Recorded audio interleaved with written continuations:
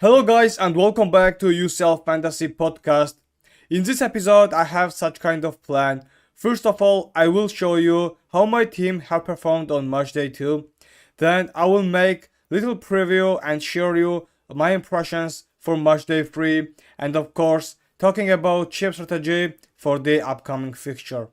I know it's early to talk about UCL Fantasy Matchday 3 because it's 2 weeks before the deadline, but I have not uploaded a video about my team performance of match day 2 and of course about the chip strategy for the upcoming fixture. So I will mix it up and I will advise you the best players and the best strategy for the match day 3. As I have mentioned, I will start with how my team have performed on match day 2, but before I do that, I want to ask you to subscribe to the channel and like this video if you appreciate my work and help me to reach the subscribers milestone, which is on the screen right now.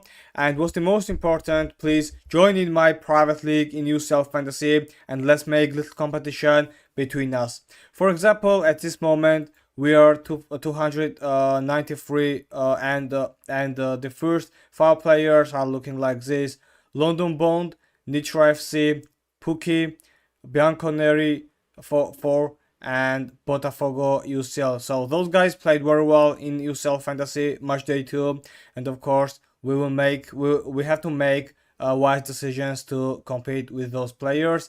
And guys, please join in my league. The code was on the screen and also will be in the description. So guys, let's start with how my team have performed on match day 2, and in summary I just took 115 points, which was good practically because on a deadline stream somebody asked me what was my expectations, and of course I was expecting at least 100 points, so 115 is looking too good. I used wildcard and it was all about profitable because I just took so many points and acquired the players which were useful for the match day 2. For example, I will start with the goalkeepers, and my goalkeepers were Geronimo Rulli from Marseille and Milenkovic from Napoli.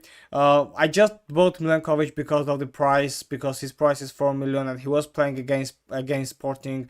It was of course the probability to have the clean sheet, but in the first day on Tuesday night Geronimo Rulli played and Marcel played very well against Ajax and they won. Then Geronimo Rulli had a clean sheet, so he had 6 points. He was in my starting lineup, of course. In the defense I have Denborn, who just took 9 points and 8 ball recoveries for him. 10 ball recoveries for him was too good, and Newcastle just destroyed Union Saint-Gilles in a away game. Then was Gabriel, and of course easily predicted clean sheet and 5 balls recovered, 1 yellow card, and if one more ball recovered, it would be another extra point for Gabriel. Ben Sebaini with 4 points are just Borussia Dortmund conceded a single goal, but 7 balls recovered and helped us to gain extra 2 points. Also I had a Kanji, but Inter I know just had another clean sheet in UCL, and I was predicting it. And when I told you in a deadline stream, I just searched every credible sources. They were predicting Akanji in the starting lineup, but obviously, unfortunately, he was not in the starting lineup, and we lost so many points because of it. Because I know if Akanji would in the starting lineup, of course, Inter's clean sheet would help our players to gain the points, and only 2 balls recovered in 24 minutes, and so Akanji just did not perform well because of the play time, and other Inter defenders just took 11, 12, 8 points, so it was bad for my team. Next defender was Upamecano from Bayern, and I was predicting against Paphos a clean sheet, but Paphos just managed to score a goal against Bayern, and the Bayern defensive line is not that good in this season. But in the next fixture against Brugge, I guess Upamecano will have the opportunity to have a clean sheet. So guys, at the midfielders, I will start with Karim Adeyemi, who played well and made an assist, and he's in a brilliant shape at this moment.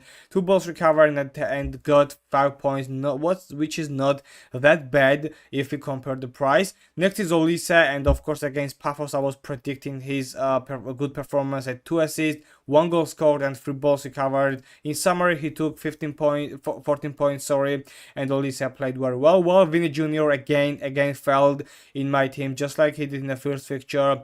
Another repeat. He repeat again on match day 2 and took only 3 points. While his price is too high, and possibly I will sell him before the deadline on match day 3 if he continues like this. So Arda Güler, who took 6 points, and then those 3 good forwards. Sorry, I forgot Bergwall, who took only 2 points, and possibly he is also the candidate to be sold after the before the match day 3.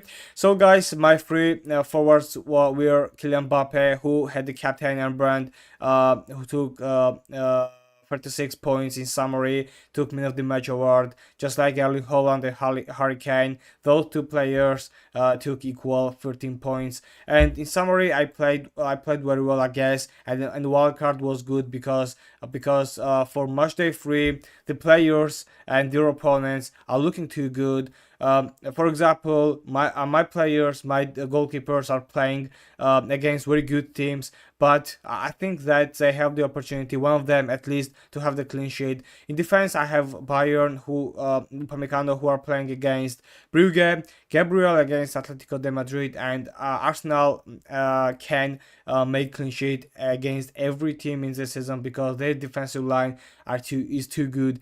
Then Akanji against Union Saint-Gilles, and I just thinking that Akanji at this moment will play on match day 3. Bensebaini against Copenhagen and Denborn against Benfica. So if not an injury case, I just predict that my defensive line and my goalkeeper line are too good. Then in midfield I have Karim Adeyemi, who will be against Copenhagen, Olise against Brugge, Vinny Jr. and Arda Güler against Juventus. That match will be a little bit difficult than others. Then Bergwall against Monaco in away game, while Harry Kane against Brugge, Mbappe against Juventus, and Haaland against Villarreal. So right now in the preliminary situation, I just looking. I would choose my midfield. I would change my midfield with the 2 free transfers, and I would not use my Limitless card which I left after the match day 2. So possibly right now the first contender to be sold are Vinny Jr. and Bergwall. So I will choose with another players. But before I do that, of course, just guys, never recommend to use 2 free transfers at this moment because you must wait before the deadline. And of course, I will have the deadline stream, and of course we can communicate and decide which players can be better for the upcoming fixture. So guys, let's start to talk about the chip strategy, which of course depends on the match day 3 schedule, and we can see the matches which are looking like this. Barcelona are playing against Olympiacos, so they are heavily favorites, I know. And the match against PSG and the defeat against PSG, which was a surprise for me because approximately most of the starting players were injured for Parisians, and they just managed to score 2 goals against Barcelona in a away game and won a match against Blaugrana.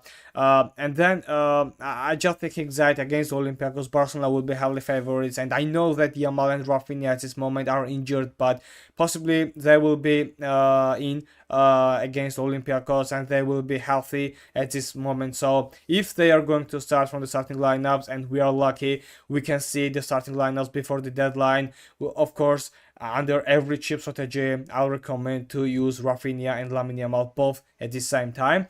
Kairat Almaty against Paphos, and I just think all the respect of the both teams, but their players will be avoided by everyone.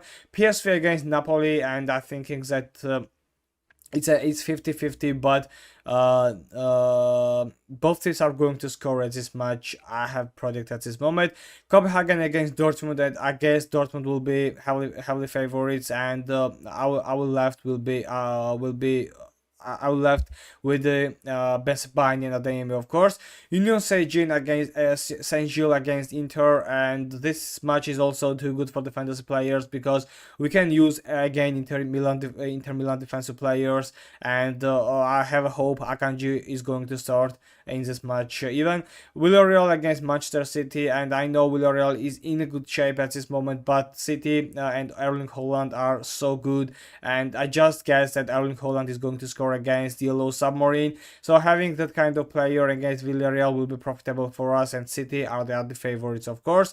Even they did not win a match against Monaco in away game. Newcastle against Benfica, and this match will be too good for me. I think that Newcastle will be favorites. Leverkusen against Paris, and if Dembele, Desire Doué, and Khoucha Kvaratskhelia are going to be back under the Limitless card, maybe two or one of them will be profitable for our team, so we can choose those kind of players. Arsenal against Atletico de Madrid, and Atletico de Madrid, what they did in this season was 5-1 winning against Real Madrid, and also destroyed Frankfurt, and other matches they are looking too terrible.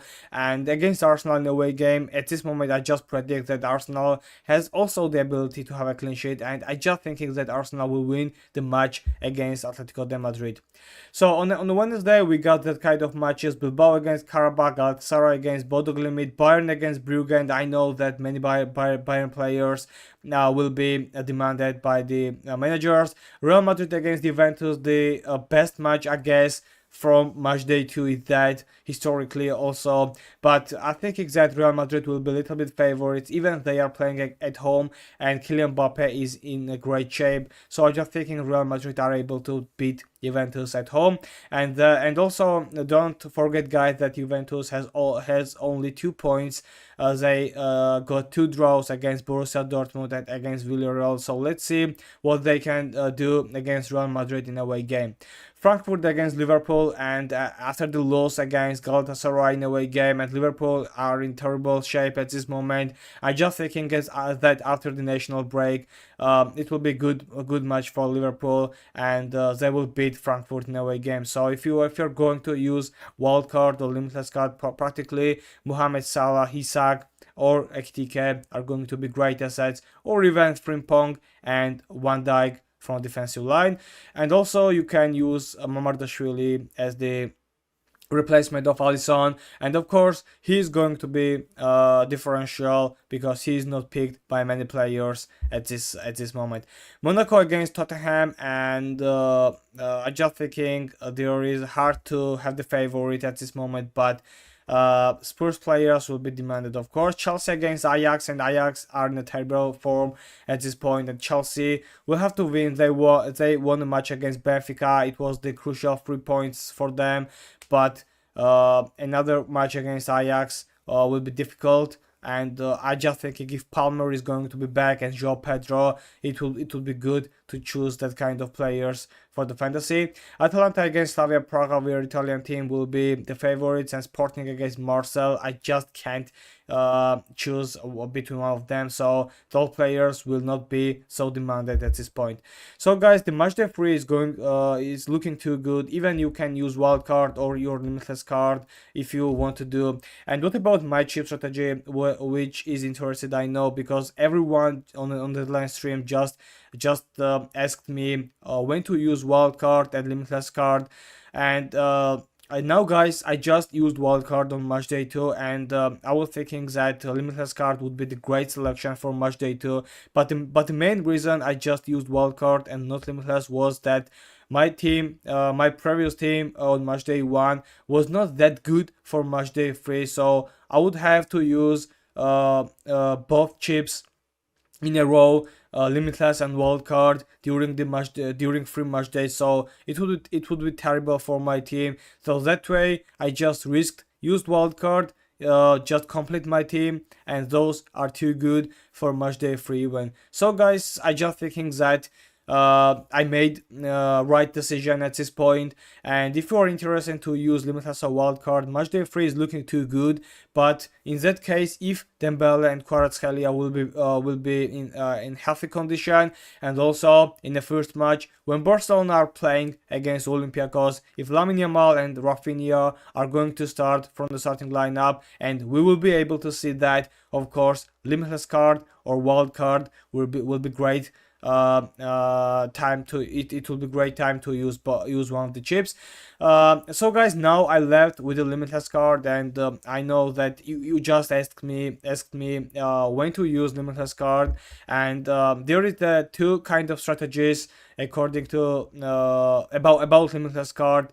Many of you, and of course me, just prefer to use Limitless card when the best teams are playing against the worst teams, and acquire and purchase the highest, the most expensive players that will be profitable for our team. But of course, Limitless card has another strategy, and another use. For example, for Matchday 7 or Matchday 8, where there will be many rotations, we can use Limitless card to cover that rotation, and of course we can choose the players which will be available to perform, and of course under the rotation just accumulate the many points even under the Limitless card. So guys, Limitless card had two kind of strategies: buy the most expensive players, and of course wait when the best players are playing against the worst teams, or just use to cover the rotation problems on the Matchday 7 and 8, because many teams, most of the favorite teams will have guaranteed to play in a knockout stage, so in the round of 16, and that means there will be many rotations, and we can cover that rotations with the Limitless card. So the one of the strategy for me is that so Matchday 7 is looking also too good to use cheap strategy. So guys, Limitless card will be good for Matchday 7, Matchday 8, or Matchday 5, which is also too good. If you have left with the wild card, you can use it on Matchday 3 and Matchday 4, because in the case of Inter and Arsenal, after Matchday 4, the fixtures are getting harder, and for example, for City and Barcelona, after Matchday 4 and 5, the fixture are getting less harder, so you can use wildcard after that and concentrate on the last 4 match days and accumulate the points with that. So guys, you can use also wildcard to cover the injury situations, and you know that it's 2 weeks before the match day 3, and of course after the national break it's usual to have many injury cases, and of course that schedule just let us to cover the injury situations, and of course the suspensions, which is from the red cards.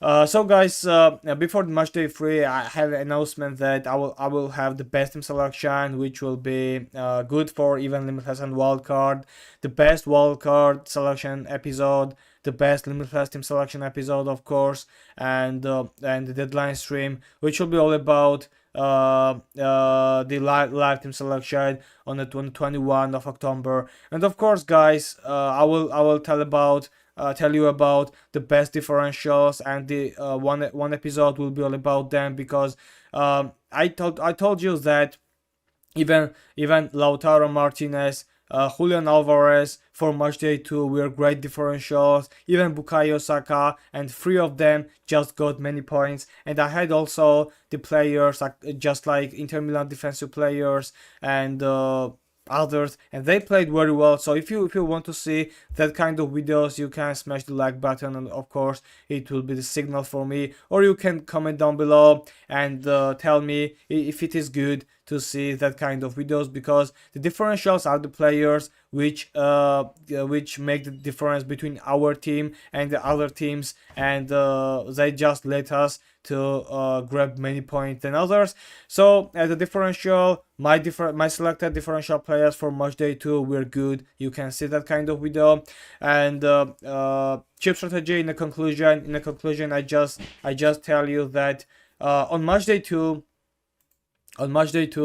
I just took 115 points, and my wild card was too good. I don't regret this. Because for match day 3, my team is looking too good also, and the investment was profitable, if not any injury situation. Uh, for the next fixture, you can use one of them cards because the fixture are looking too good. But if you see the injuries, you must see the injuries before the deadline stream. So never use your 2 free transfers, never cost it before the deadline. And on the deadline stream, we can talk about the best players and the injuries. And of course, we are lucky we will witness the best the starting lineup for Barcelona, and of course we will be able to choose between Lamine Yamal, Rafinha, Lewandowski, or others, because the match against Olympiacos will be so crucial for even Blaugrana and for our fantasy teams. And guys, about chip strategy, I talked about it already, and I just explained the both sides, the both options about the Limitless card, and you can use in a one condition or another. So guys, how your team have performed on match day 2? Please tell me in the comment section. And what are you thinking about match day 3? And have you played Limitless or Wildcard? It's so interesting. Thank you guys for watching. I just wish you all the best, and please subscribe the channel and like this video. Help me to reach subscribers milestone, and what's the most important, please to join in my UCL fantasy league, and let's make little competition between us. Thank you guys, and see you later. Wish you all the best. Bye.